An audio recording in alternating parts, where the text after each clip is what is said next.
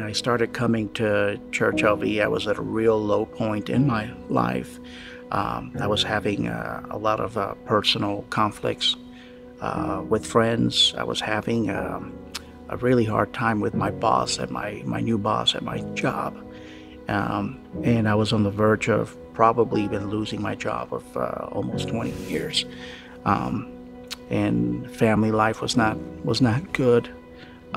My daughter actually came up to me one day and she said, "Dad, why don't we try going to church one day?" And she had asked me previously before, and I just kind of blew it off. I thought, what difference is it going to make? And one day I was feeling so bad, that so low, that I literally told my daughter, "Okay, what the heck, we'll just try it.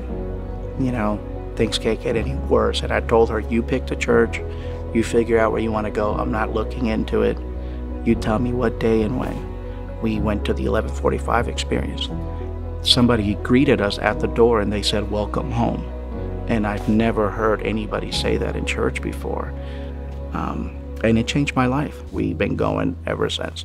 If you're going to be a part of this church and you don't know how to get involved, I know there's maybe a lot of people that go to church and they're thinking, well, you know, I don't have any particular skills. I don't really know what I'm good at. And I was at that point where I was still afraid of getting too involved or maybe not knowing what to do.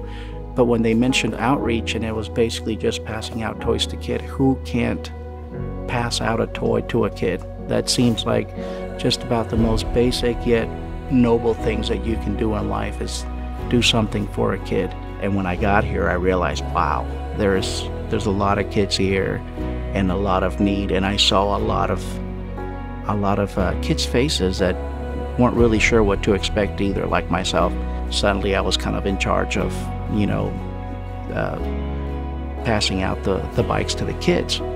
And once I started passing out one or two or three, it just kind of struck me. Suddenly I realized that my family and I had actually moved out to Vegas 30 years earlier, and this was the exact neighborhood where we had first moved into.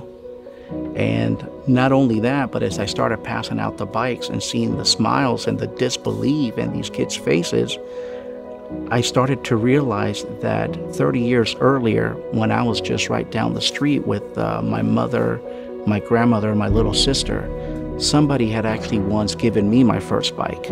Now here I was 30 years later in the old neighborhood, and I was being blessed by being able to come full circle and pass out bikes to kids